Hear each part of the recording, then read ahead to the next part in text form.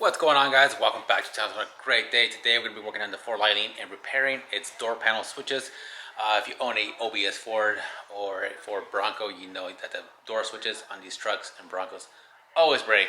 And if yours is not broken, it's going to break eventually. So today we're going to be tackling this, and we're going to be using OBS Solutions door panel repair kit. I just have the door panel over here on the ground. I was trying to figure out how to actually install these because online the directions are kind of hard to read because there's not really any videos that show you how to do this. So I'm going to show you guys today how to do this step by step.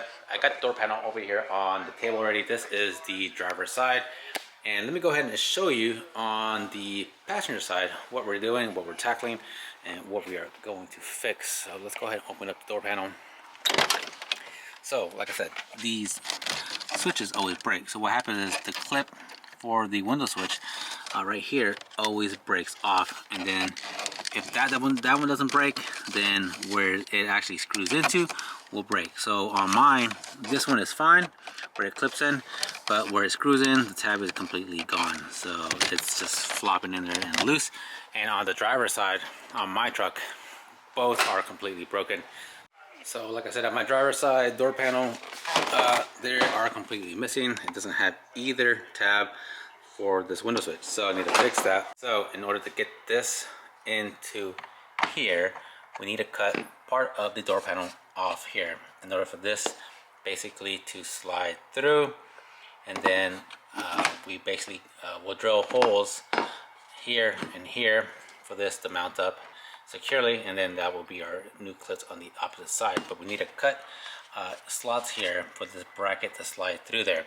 And on the website, basically what they're telling you is to measure like this, and from the top go down to about a ½ inch, go over, and then come back to the 1 inch, and you do the same thing on this side.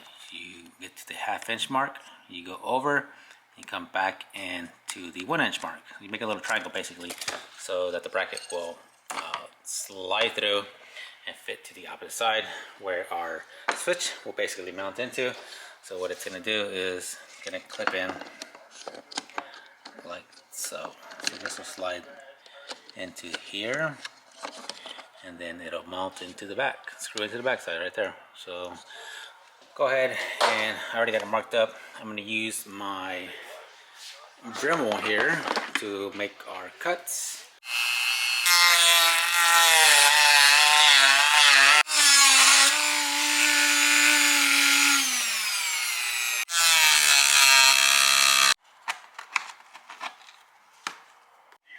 Alright, so once we made our cuts here, I had to make mine a little bit wider here because I made it a little too close in order for this bracket to slide pretty freely inside here. So you grab your bracket and you slide it through. Make sure it basically, you want this to lay against here nice and flat, and where it can go against the door panel.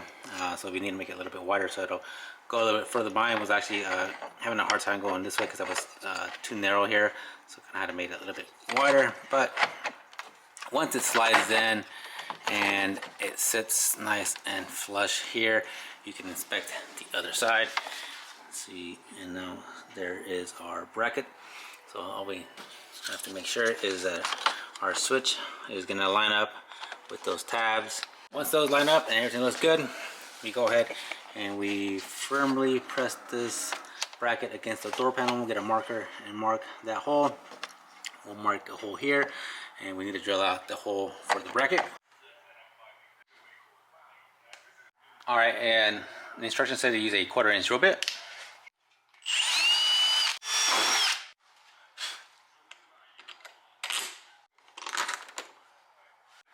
Alright, once I get it bolted down, use the hardware like I said, it comes in the kit, bolted down. One note, this is a 4mm hex that they use in the kit for the hardware there, or you could use a T25 as well if you don't have a 4mm hex style socket. And there you go, we are done. Go ahead and put this back in the truck and put our switch on, and then we'll test it out. Alright guys, so I got it bolted in, and the switch is secure now. No more loosey switch, it's nice and secure. I'm gonna go ahead and jump over to the passenger side and do the same thing. All right, so some good news on the passenger side door panel. A lot less fabrication than the driver's side. So if you notice on this bracket here, it's got a little slot there. So what's gonna happen is you're gonna grab this bracket when you have your door panel facing down, and you're gonna grab it like this. Slide where that notches on the bracket. You're gonna slide it into the door panel here like so. So you're gonna slide it in all the way forward, and then get this bracket on that side. I'm gonna pull this jute up so we can lay the bracket down like so, and then that is it. On the other side, once you flip the door panel over, we need to just basically, once you lay the bracket down flat, you gotta make sure that there's nothing in our way. This actual felt here, or part of the panel, can go in between the panel and the bracket there, and this little slot there. So just slide it in between both of them. Go ahead and slide the bracket up, hold it in place, and that's basically it. All we gotta do is make sure that there's nothing in the way here of the door panel. If there is, go ahead and just notch all that stuff out of the way so it sits nice and flat like so. And on this side as well, just kind of clean up some of the door panel right here out of the way so it's not hitting, and then that's it.